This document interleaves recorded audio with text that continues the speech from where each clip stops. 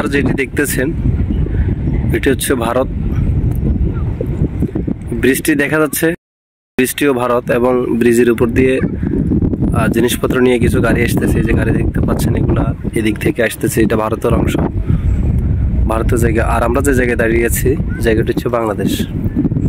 তো ব্রিজ হয়ে এদিক দিয়ে একটা রাস্তা আছে, নিশ্চয় গাড়ির আলো দেখতেছেন এবং একটা গাড়ি এখান থেকে নামতেছে, এটা ভারতের সীমান্ত।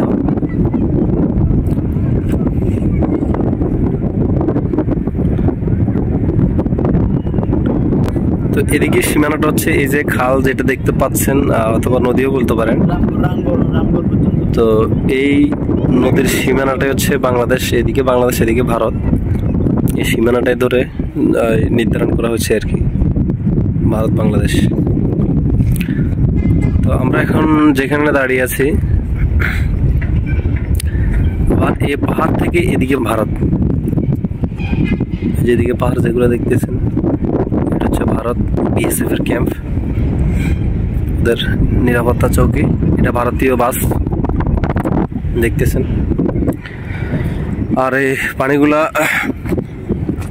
পাহাড়ের পানি খুবই ঠান্ডা লাগতেছে, এগুলো খুবই ঠান্ডা পানিগুলো। আর এখানে কিছু বাংলাদেশি দাঁড়িয়ে থাকবে আর একটু পরে রাত হলে। ভারতের কিছু পণ্য স্মাগলিং হবে,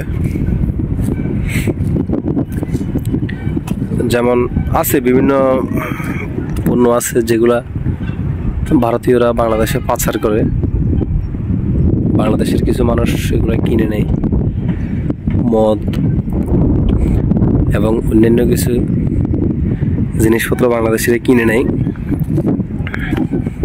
আমরা কিছু কিনবো না, আমরা আছি মোটামুটি জনশূন্য এলাকায়, এখন ভালো লাগতেছে, একটু নিরাপত্তা পছন্দ করি।